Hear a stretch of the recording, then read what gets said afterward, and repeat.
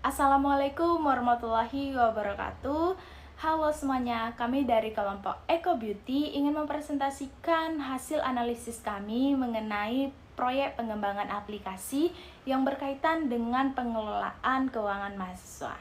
Di sini kami memberi nama proyek kami yaitu dengan nama Dompet Mahasiswa.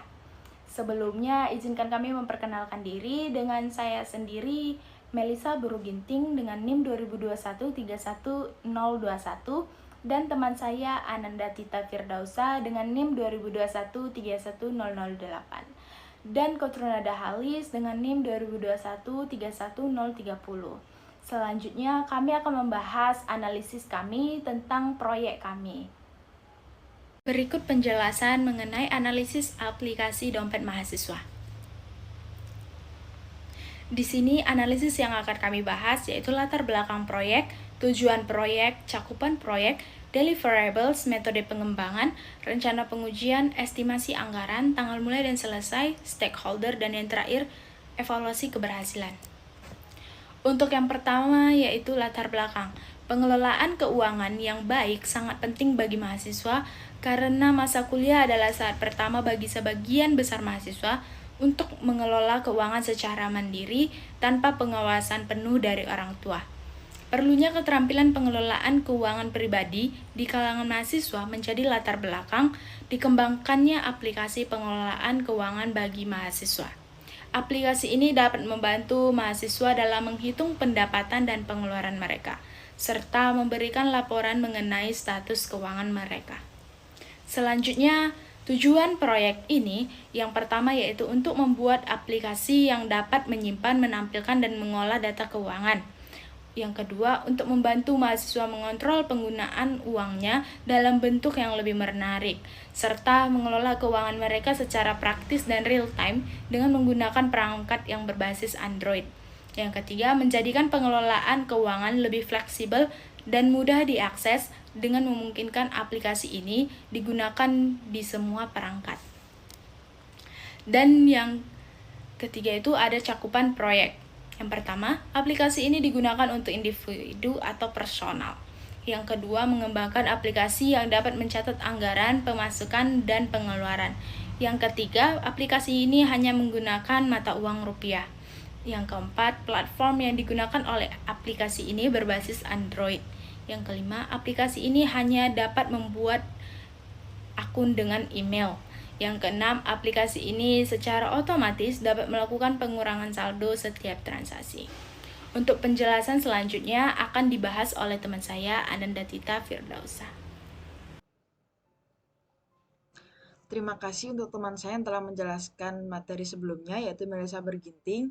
Di sini saya Ananda Tita Firdausa dengan NIM 2021-31008 izin untuk melanjutkan pembahasan mengenai aplikasi analisis dompet mahasiswa.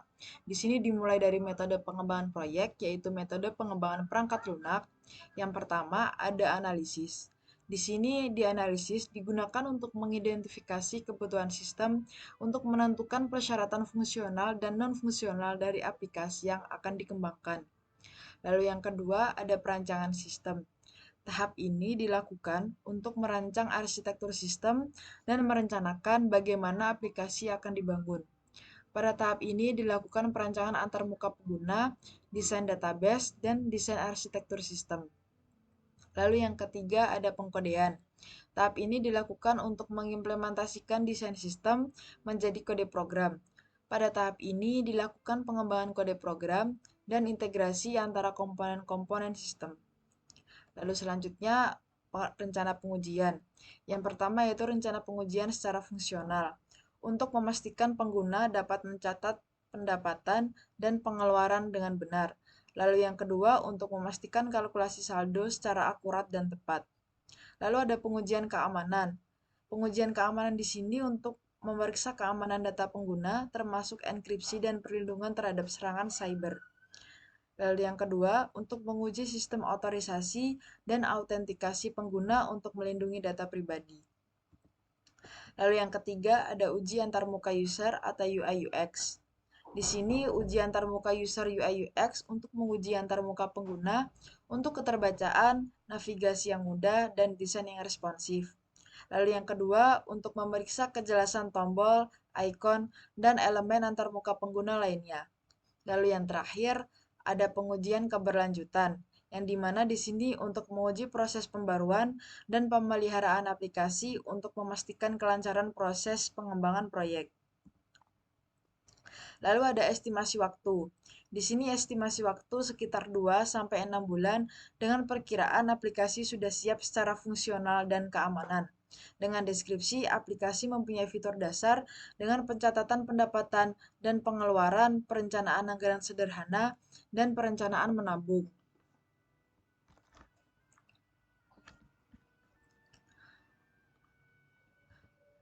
Lalu estimasi anggaran.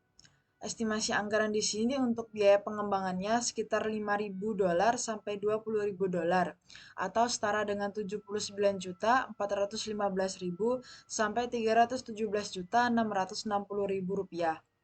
Dengan deskripsi aplikasi yang sama seperti estimasi waktu, yaitu mempunyai fitur dasar seperti pencatatan pendapatan serta pengeluaran mahasiswa, perencanaan anggaran sederhana, dan perencanaan menabung. Sekian dari saya. Untuk materi selanjutnya akan dijelaskan oleh teman saya, Kotrunada Halis.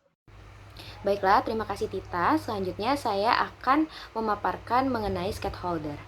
Nah, sebelum itu izinkan saya memperkenalkan diri kembali. Terlebih dahulu, perkenalkan nama saya Kotrunada Halis dengan NIM 2021-31030. Di sini saya akan membahas mengenai stakeholder pada aplikasi dompet mahasiswa. Perlu diketahui, stakeholder sendiri merupakan individu atau kelompok yang berkepentingan dalam suatu proyek. Jadi, pada proyek dompet mahasiswa ini, stakeholdernya terdapat 9 poin, yaitu yang pertama mahasiswa. Nah, di sini mahasiswa sendiri merupakan pengguna utama dari aplikasi dompet mahasiswa. Lalu ada pihak perguruan tinggi yang mana memiliki kepentingan dalam memastikan bahwa aplikasi ini bermanfaat bagi mahasiswa mereka. Lalu juga memastikan bahwa aplikasi ini terintegrasi dengan sistem internal universitas atau instansi terkait, dan juga memfasilitasi manajemen dana beasiswa atau memberikan informasi finansial yang relevan kepada mahasiswanya. Lalu ada pihak pengembang aplikasi. Pihak yang merencanakan, yang mengembangkan, dan mengelola aplikasi dompet mahasiswa. Nah, mereka memiliki kepentingan dalam memastikan aplikasi berfungsi dengan baik, aman, dan sesuai dengan kebutuhan bagi penggunanya.